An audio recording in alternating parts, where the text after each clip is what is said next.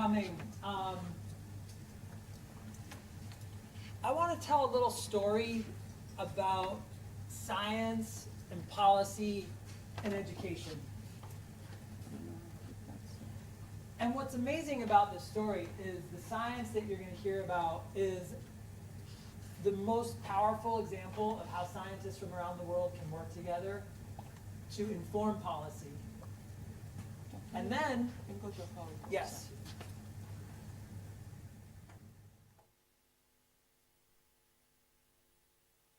And then not only did the scientists collaborate internationally on a level that we've never ever heard about or seen before, the international community at the policy level made decisions which once again are a perfect model for how humans should solve problems.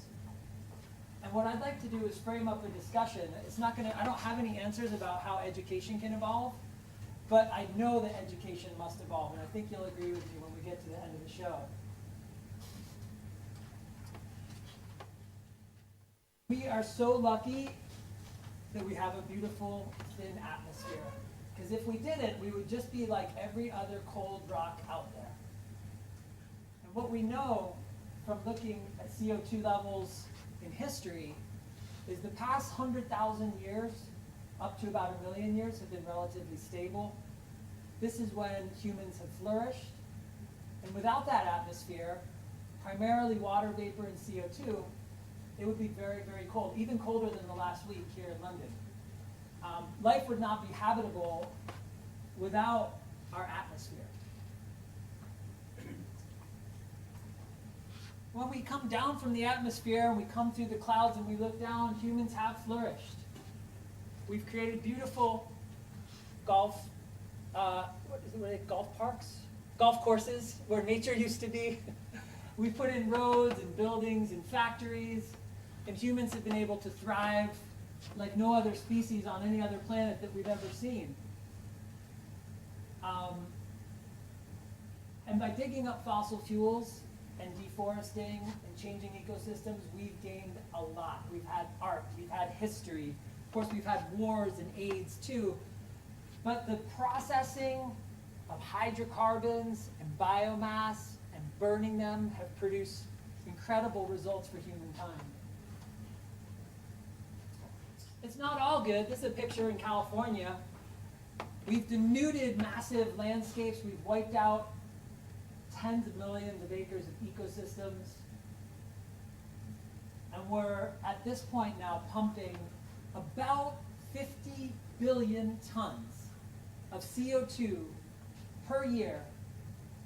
We're either digging up the hydrocarbons or we're knocking out the trees, which are essentially great big sugars and carbohydrates, and we're oxidizing those, breaking those carbon chains, and we're pumping it into the atmosphere. Some people say this is the most important graph. Oh, thank you.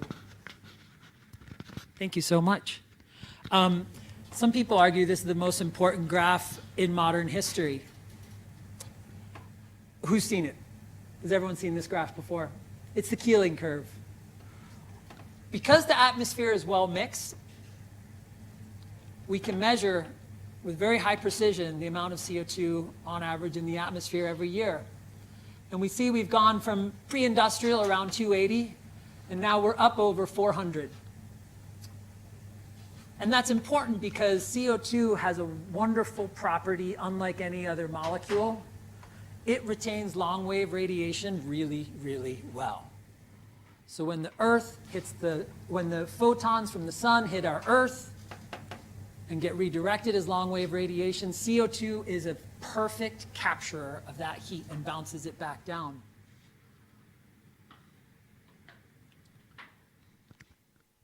We're not going to go through all the science here today, but I want to just make a brief announcement. I think a healthy temperature for someone who lives in the metric body is about 37 degrees. Is that right? We know we've already gone to 37.8. We've already moved up 8/10 of a degree. Oh, sure. And we also know, because of the residence time of CO2 and the fact that we're producing 50 billion tons per year and we can't go to zero tomorrow, we're basically committed to another 7/10 of warming. So that puts us at 38.5 if it was a human body. Sort of just a metaphor. Now, bodies are very particular about temperature. We're at 37 degrees because that's how our body works best. When we're at 38.5, do you come to work?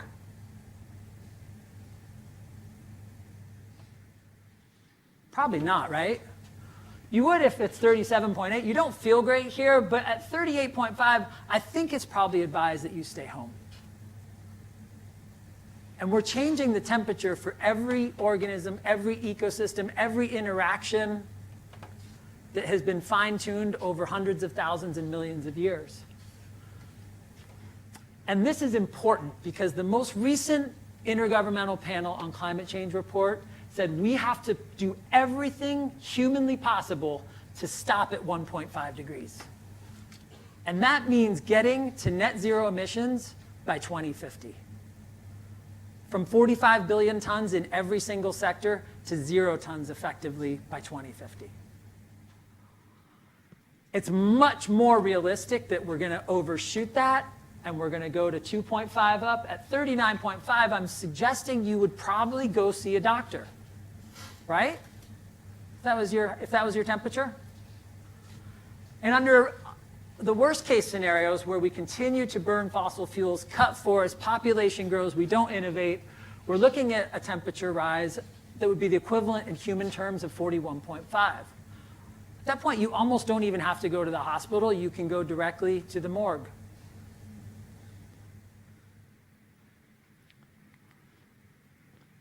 So how do we know CO2 is going to spike our temperature?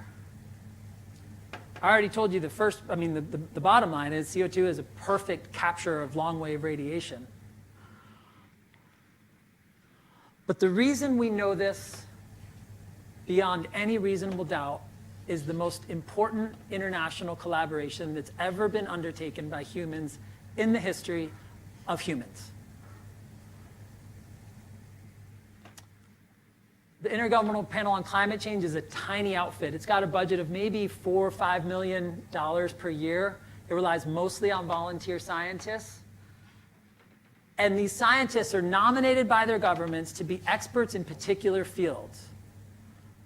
So if you're a great scientist in mining, they don't let you review the reports on atmospheric chemistry.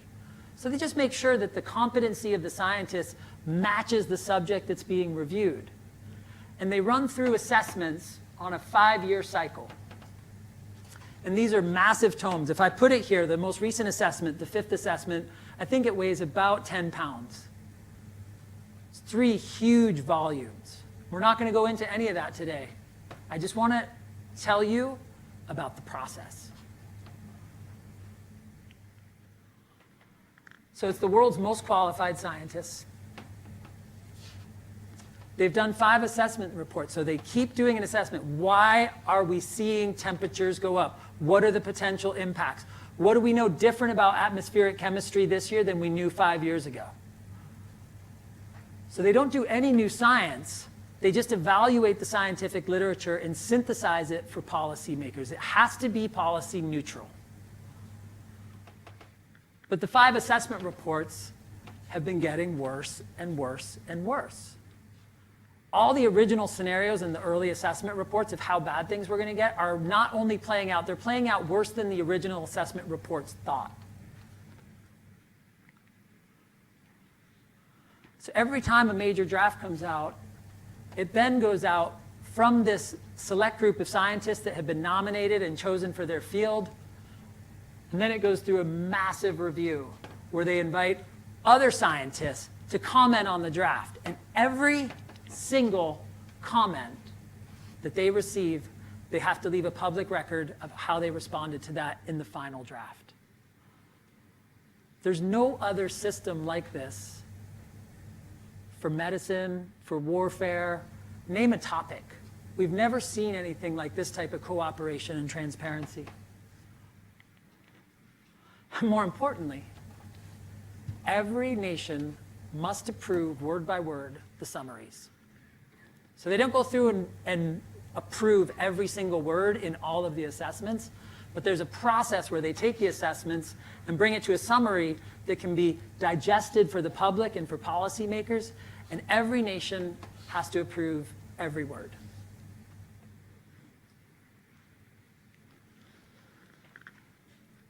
And they've been doing this year in and year out.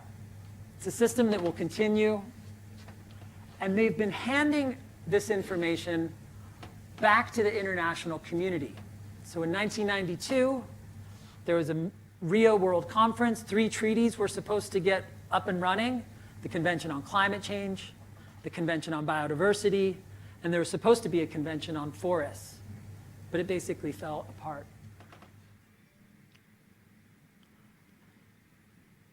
And I'm going to suggest to you that that incredible trust building and consensus building around science, the transparency of how they dealt with every single comment, and then they transmit it to the policymakers, that's allowed the policy community, under the Framework Convention on Climate Change, the original treaty, to do something also that has no parallel. The international community, through international consensus, has taken hundreds of technical decisions. There's no other system like this. Must be millions of words that the international community has decided they're going to work on together over the years. And it's not just UN language, la-di-da, you can make a paper and publish it or make a treaty.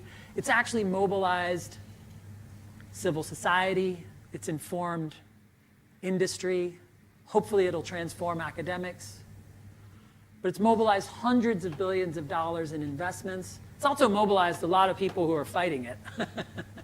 A lot of smear campaigns against the science of climate change. But I just want to point out, I'm so amazed to watch this play out because it's how humans should solve problems. We've got a long-term problem. There's an invisible gas. It's going to make us really sick. If we don't do something about it, scientists all agree, countries agree on the science, and then countries start taking decisions by consensus. So the original Framework Convention from 1992, they've been making a series of decisions. In 1997, they passed the Kyoto Protocol. And that worked for a while, but then things fell apart. So they tried to reboot and come up with a new agreement that could work and last for a very long time. And in 2015, the largest gathering of heads of state in one building at one time produced the most universal consensus on how to deal with this huge environmental problem and social problem.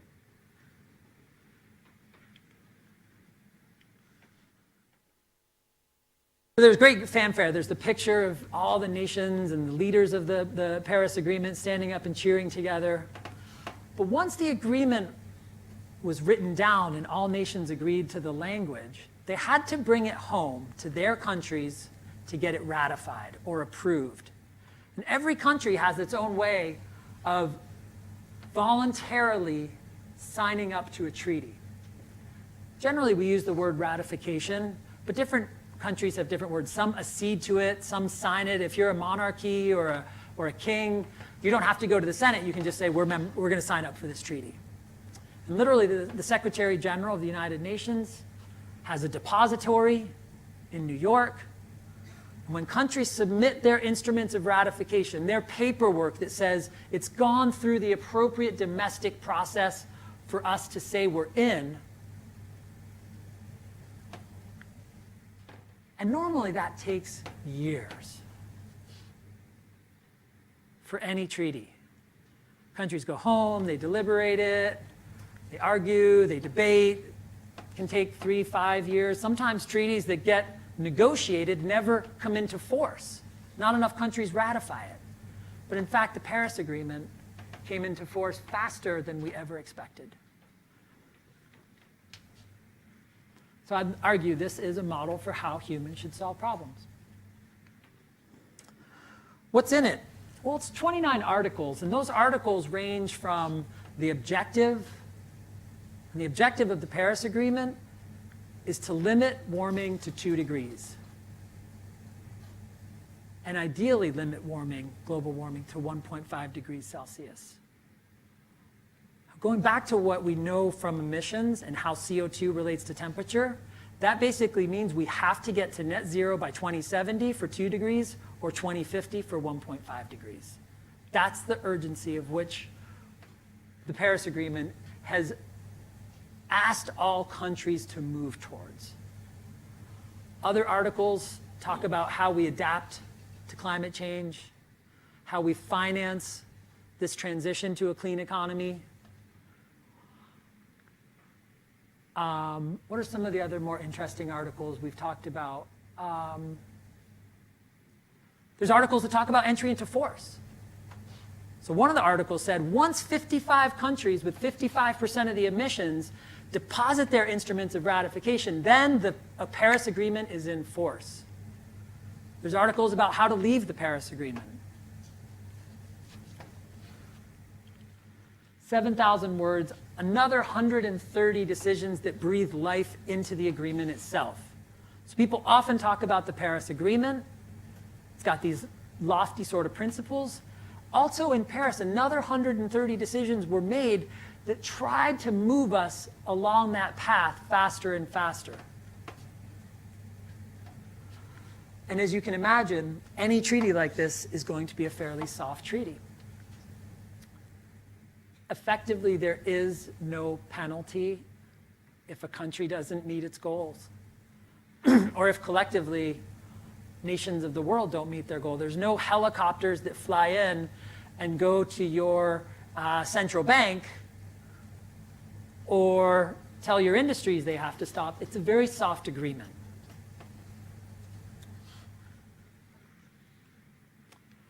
Let me tell you a little bit more about it. The first is the objective. We really want to try and limit warming to 2 degrees, 1.5 ideally. And to make it a fairly sort of just, this is sort of a casual interpretation of the Paris Agreement. I'm cutting some corners here. But every country needs to produce an inventory of its emissions. So there's a range of gases, not just CO2, but methane, nitrous oxide, sulfur hexafluoride, some of the HFCs. Every country needs to go back home, figure out how many emissions are being produced annually, and submit those to the treaty itself.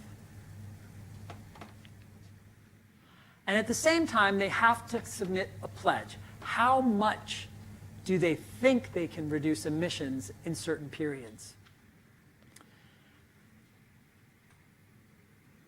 And that's what I mean, it's soft. There was no commandment, every country shall reduce a certain amount by a certain time. It was left to countries to decide what they thought was reasonable and ambitious.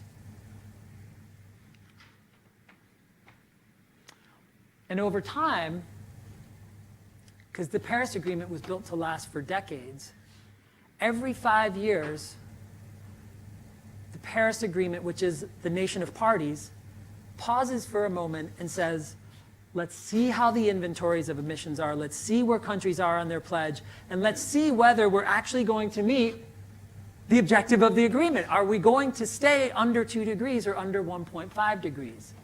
And this is a 5-year cycle called a global stocktake. Effectively asking, is the agreement working?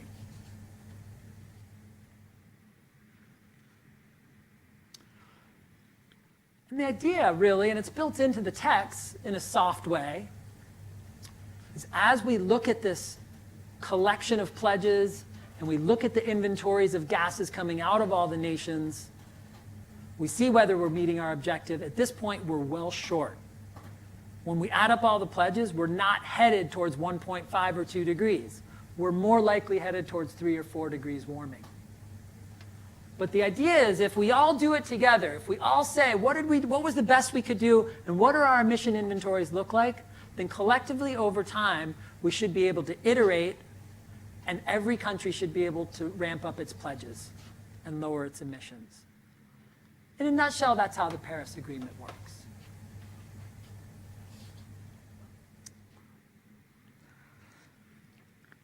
So I sometimes imagine if this was like another subject, there's like a virus haunting a beautiful planet. It's like a Star Wars story. There's some virus and it's a slow burning virus and it's going to melt the planet. And all the cultures of the world, they meet at the Star Wars bar. Everyone's seen Star Wars, right? And you've got different costumes and you have different face shapes and people singing different languages. And they all put their scientists and say, let's figure out how we can solve this. And then every odd species in that Star Wars bar signs up for an agreement that says, we're going to limit emissions. We see the problem. The virus, we can attack it. We just have to do these certain things so that the virus doesn't spread and the surface of the planet melts.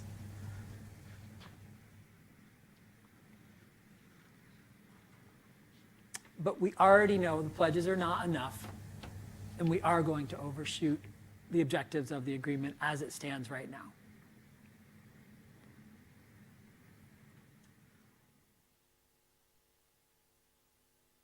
So this is the kicker. Now we just sort of say, okay, young people of Earth, all the species, it's over to you. What are you going to do about it?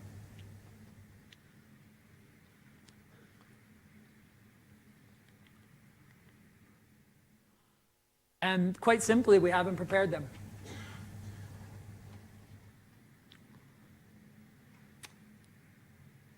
Every country, every sector, every power plant, every car, every piece of food, any waste that gets thrown out, every time you turn on a light, every time you dig up a plant, throw it in the compost.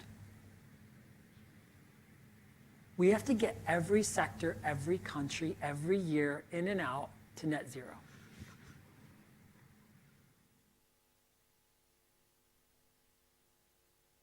So here's the challenge to education. This is the core of, like, I don't have an answer, just to give, to give you a heads up.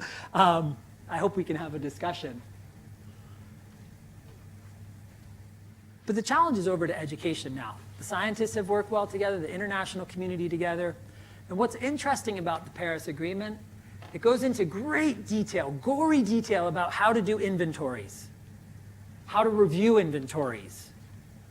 And the part on education, I think is about 35 words. The Paris Agreement hereby decides that all countries should do more for education and training. And then there's a little bit on capacity building. We should probably raise some money to help train the next generation of people that can do all this. But it's very flat when it comes to education, training, and building capacity around the world.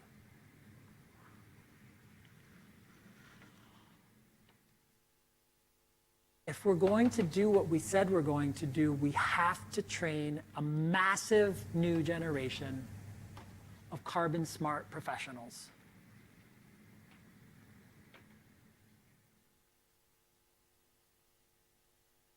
Let me just give you a couple, just examples of how short we are. Under the original Framework Convention on Climate Change, it was just the wealthy countries, the developed countries, that had to develop inventories, and those inventories would get reviewed. It's a big process. I know the US inventory pretty well. It's probably 400 pages. It's maybe it's a combined worksheet with probably 400 Excel files, or all linked together, that sort of add up all the emissions from all the sectors based on different assumptions, variables, equations, emission factors for how much methane is produced when you feed a cow a certain type of thing. If you have so many hybrid cars, what's the difference in emissions versus big SUVs? Massive number of equations that goes into those. And for a long time, just the developed countries had to do these inventories and get them reviewed. And one of the novelties of Paris is it has all countries doing that. But there are not even enough qualified reviewers of the inventories and the pledges. There's a couple hundred that are good, and they're going to have to be doing hundreds of inventory reviews.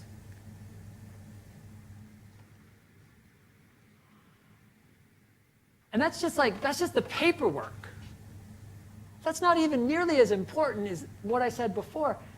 Every sector in every country needs to embed people who can follow greenhouse gases and figure out ways to put them back in the ground or stop them from getting into the atmosphere in the first place. We have to put them in finance, mines, engineering, transportation.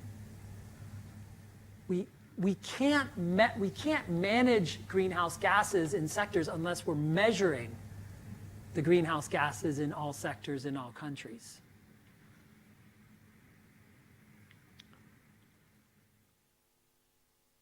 So I think, having been in the space for almost 2 decades now, that now is the time that education has to evolve.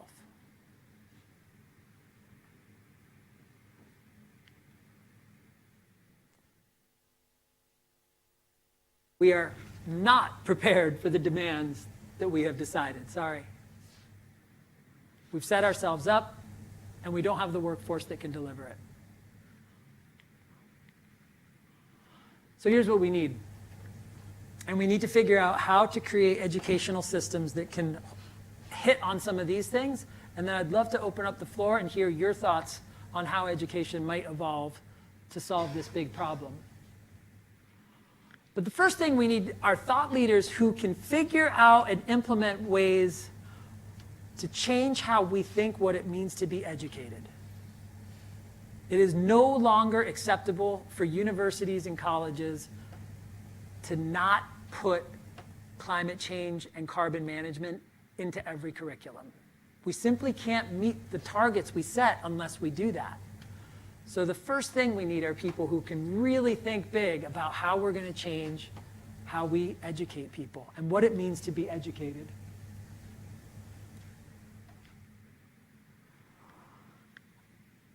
I think we also need to recognize that we have to begin exploring new models. Areas where education, the private sector, and the government take the challenge as serious as it is. And I don't have I can only come up with the word like partnerships. There just have to be new ways to have the mining industry and the car industry and the finance industry and the insurance industry and the forestry industry work with government to get the right workforce.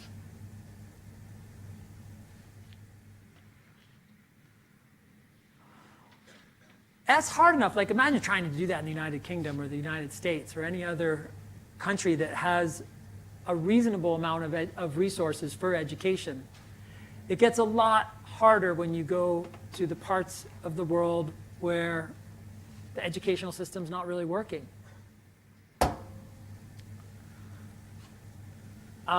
There are, I don't know how many PhDs coming out of the Democratic Republic of Congo this year, but I'm guessing it's very, very few.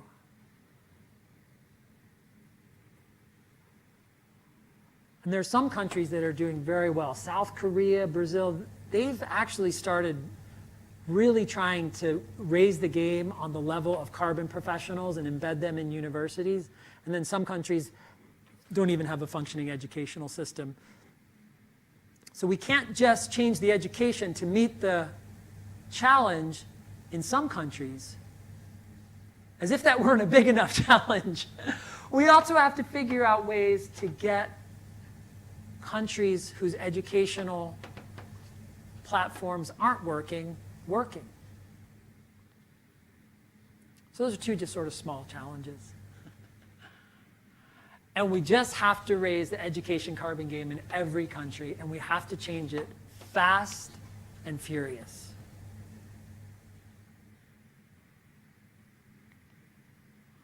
So, as I said, I didn't have any answers. I would like to open up the floor to any other suggestions on what we might want to think about in terms of education. Thank you.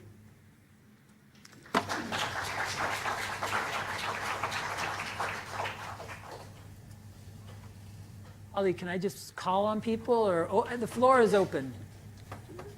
Yeah. Here. I'm going to use this.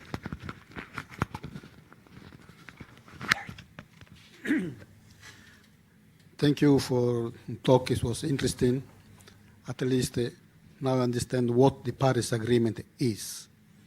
And my question is, you don't think this Paris Agreement is an approach from top down? And as all the approaches or strategies from top down, in reality, there are some kind of lacking on the implementation side.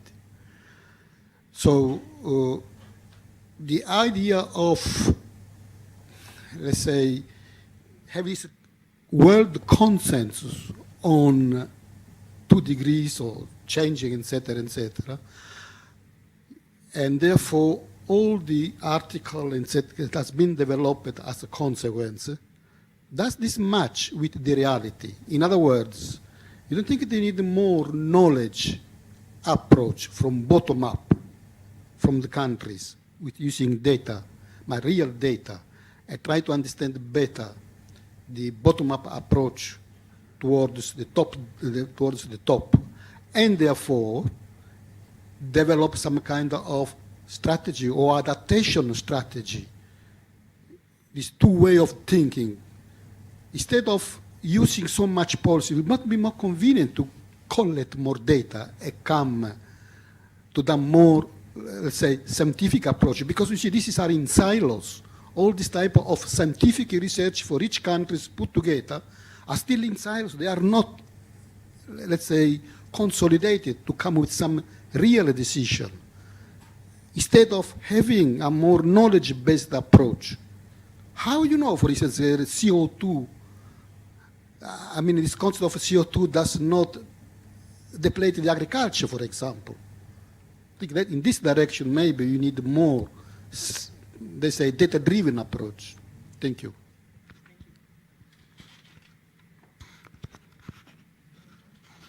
Anyone else want to jump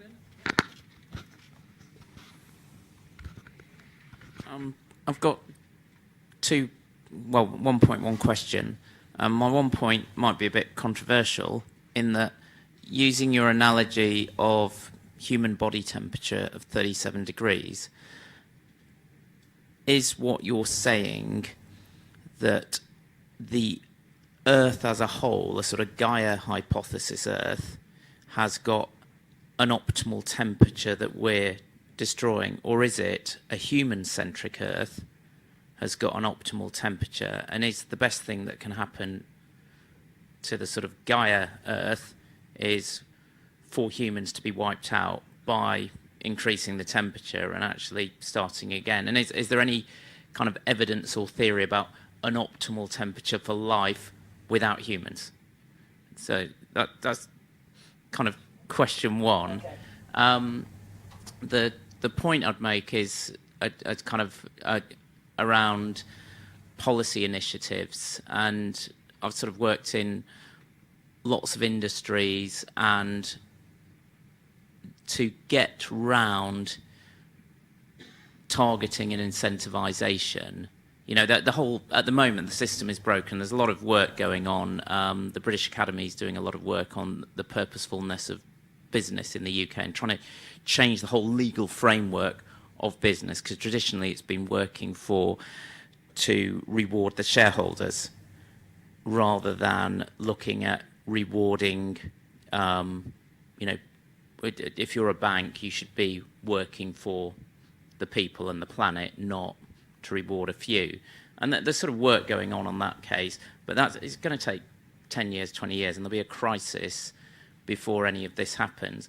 The one time where I've ever seen anything work in conjunction of public sector, private, etc., was when the Olympics came to London. and I was running Lloyds Bank's Olympic sponsorship at the time, and all of the corporates, government, sports organiser, everyone got together behind one guided goal. And after the Olympics finished, we tried, when Boris was still Mayor of London, to try and kind of find another goal to do it. And I suggested climate change might be the goal, and anyway, it all fell flat and nothing worked. But unless you have that kind of single guided, single unanimous goal, nobody comes together, certainly not in short time. And it's trying to magic that thing, and it's not as nebulous a thing as climate change. It's something very specific that says, we've got to all do this together, that captures people's imaginations, like the Olympic Games in London. And that's the challenge. But I'm interested in your answer to the first question, actually. Yeah, thank you. To the first one, no, I don't. I love the Gaia hypothesis. Like, I love thinking about it. What we can, let me not say we, what the Intergovernmental Panel on Climate Change has absolutely shown is Earth's history of temperature and CO2 fluctuations. And in the last several hundred thousands of years, we've been very fortunate to have a narrow window with ice ages where it's very stable. And that happens to coincide with massive human development and prosperity, as well as some of the downsides. So I don't think there's a question there, but I wasn't suggesting any sort of Gaian hypothesis or anything, but I do think that it's worth noting we had a very stable atmosphere for a long time, and it created a lot of benefits. Species, as well as, ecosystems were able to sort of settle in and mature. And that is now going severely out of whack. So whether or not that's going to knock off humans and then our emissions will go down would be a Gaian sort of hypothesis. I love the idea of the Olympics. I think that's the type of sort of vision. We need to get some way for academics and business and governments to sort of get their head around this bottom-up approach where we're going to actually solve the problem rather than just talk about it or make agreements. Jenny. Wait, here, I'll start here.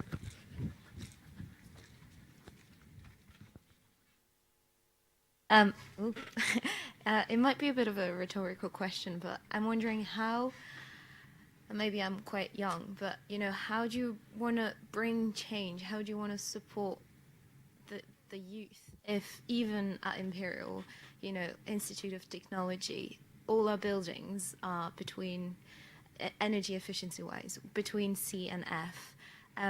If I leave my bike in front of my department, it gets taken away. During the GB Green Week, there was a Shell event right in front of it. How can you raise awareness in that case, and how do you make it clear to the world that the future lies in our hands? I think that's a great observation, more than a question, but I do think that there is a very powerful argument for getting universities and colleges their house in order first. Leading by example and having a university walk the walk rather than just sometimes talking the talk, I think is a very important first step. I don't have an answer for you, but I think it's a spot on observation.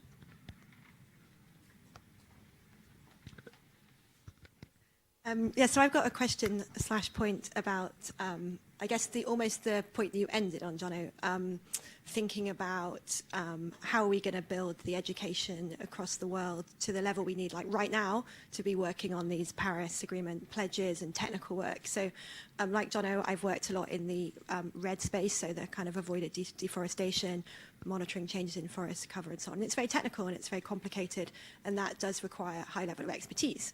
So I guess I've got two questions / observations. The first one is to address this point you said. So, the Democratic Republic of Congo doesn't have have that many people coming out with PhD students and they need a lot because they've got, just in the red forest space, they've got huge challenges to overcome and monitoring to be done and complex strategic planning to do that links, from forest to economy. It's a big challenge.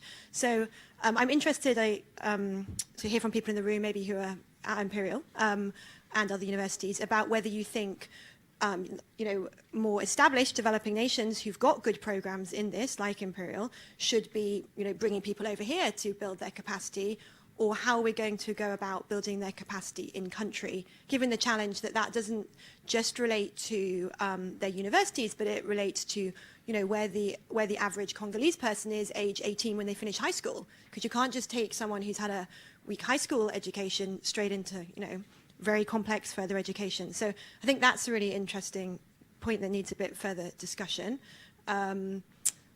Definitely, I think I was doing high school teaching in the UK in the last few years, and I think definitely there is a move in the syllabuses here. I was a geography teacher. There is much more of a move to teaching about climate change, and obviously that's going to come through into further education with time. And then finally, I don't know if before I got here, Johnny, you talked about some of the work the Carbon Institute's doing in country to build capacity. But if you didn't, I feel like it might be quite interesting for people to hear a little bit more about that, if you felt that was appropriate.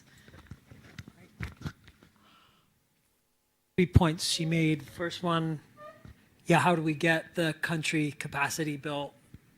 Especially, again, I didn't mean to pick on the Democratic Republic of Congo, but there's a lot of countries just where the educational system we just know it's not working that well. We could even say that about the US or the UK. I don't know. I'm not pointing fingers, but we need to be able to take where we're at and change to get a workforce as fast as possible. So there's no single answer there. But one of the most important things is to start that education early. And it's great to see that the curriculums here in the UK might be changing at the middle school or the younger level. That's going to be one of the essential ingredients to doing it. And I can talk a little bit about the Carbon Institute, our work. We took this question seriously starting about 5 years ago, and we started, Ali told you I left academics. I never even finished my PhD because I just decided that I wanted to get something done, and I worked in markets and in the policy space. And I used to kind of laugh at capacity building in education. I was like, it's not that hard. We just have to measure it and then put a value on it, and then we can reduce the emissions. And I really changed over my career to sort of think that if we don't have that workforce being built up, then we're headed for a failure. So you can learn more about our model. We definitely work in Indonesia, China, West Africa, trying to build some of the professional development programs, but we haven't been able to touch any of the early education and we definitely don't even work anywhere in the developed country now, but we've been trying to do some work sharing curriculums and mentoring faculty in other countries, but even that's just sort of a drop in the bucket. Anyone else? There was someone else. I have a pretty straightforward question that might seem, well, I don't know if it's going to be naive or not, but in terms of the failure so far to be on track for the emissions and, the inventory that's been taken, what, if there was just one action that you could say is going to happen that we're all going to take over the next 5 years that the countries are not currently taking, that would have the biggest impact on helping us achieve those targets, what would it be? Which is to say, is there one industry or one aspect of life, or what's the biggest single thing that we could change to help improve our current targets?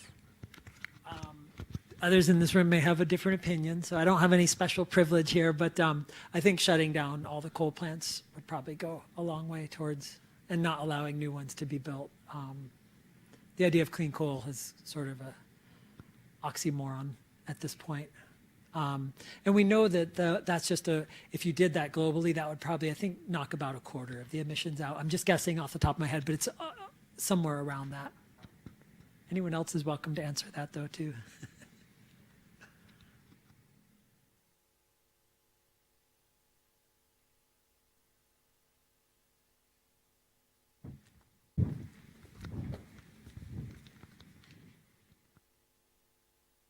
So I'd like to add actually a point. It's not really a question about like awareness of climate change.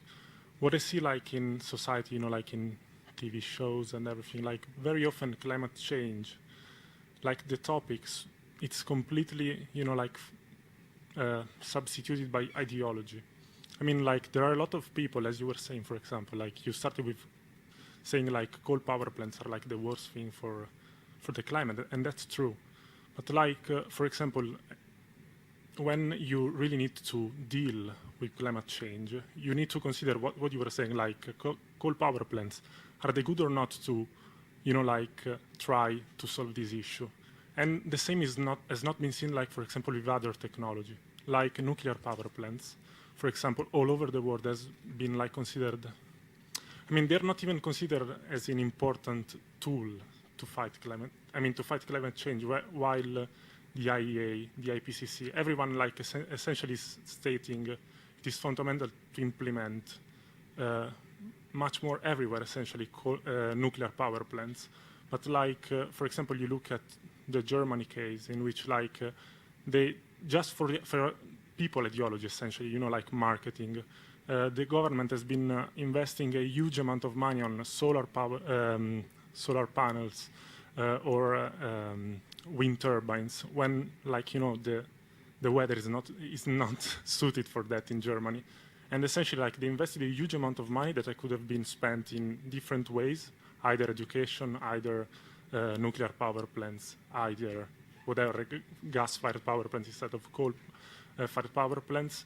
But essentially, like in the last 10 years, just because of ideology, wrong ideology, the emissions are constant. And I really think that, I mean, more awareness is necessary in society, just not to mix up ideology with what has to be done.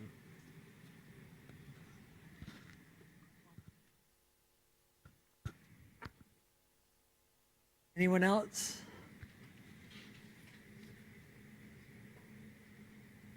What about this Brexit happens on the global? Some countries they cannot afford the action of this war. Do you think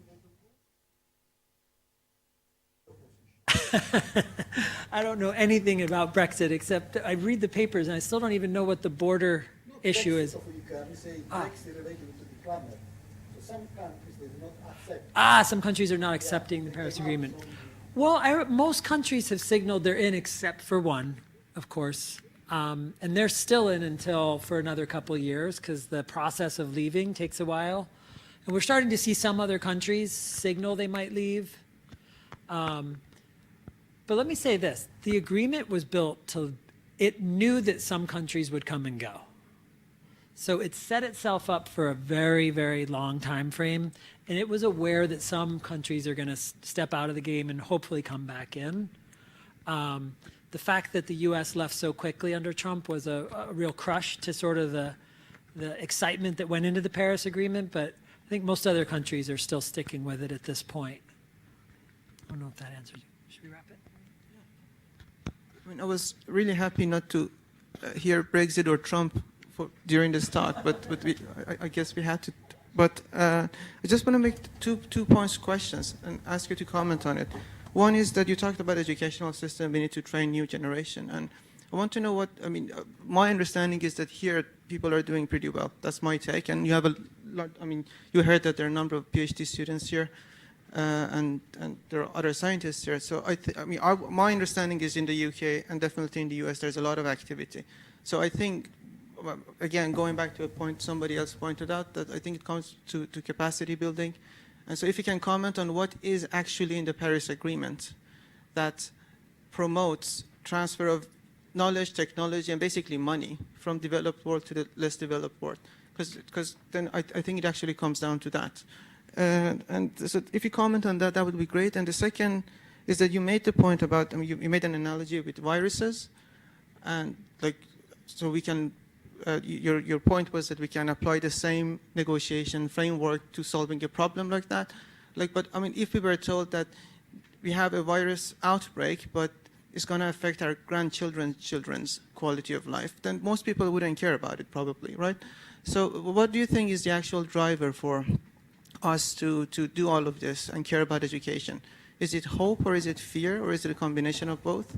Because then, I think it's a combination of both, just like politics and political campaigns are. But then depending on which one you think has more weight, that also feeds into the answer to the question of how are you going to do capacity building across the world? Are you going to scare the hell out of less developed countries and force them to do something? Or are you just going to give more hope to them? And how are you going to separate that from the whole geopolitics? That's not two questions, but... That's a great question, Ali. So just to repeat it back, what's in the agreement around capacity building and education? There is a little bit that's in there. And we do see some initiatives that are popping up in different countries where there's transfers of faculty and curriculums and educational transfers and some investments in education. So I kind of glossed over that. But I think the issue there is none of it is mandatory. Like, it doesn't require countries to invest in capacity building. It's kind of a soft request. And there's no, and we're still orders of magnitude below what types of investments we need to be making in education. So there are some good things going on. There's some great local initiatives. Again, since we picked on DRC earlier, Democratic Republic of Congo, there's a lot of people there that are taking the initiative and sort of building curriculums at the local level and translating them into local languages about deforestation and climate change. So we do see some good things. The reason I said it was such a short part of the agreement is there's no substantial requirement of how we're going to scale that up. To the last question, I'll leave that to the audience. Do we use hope or fear or a combination? And I think both, but I do think some of the social science is suggesting that hope is probably a better motivator than fear. And some of the interesting work is you get people involved and engaged when you ask them to adapt. Because if you just say there's 50 billion tons of CO2 and it's this huge problem and the planet's surface is going to melt by 2050 unless we do something, it's kind of overwhelming, even though it's true.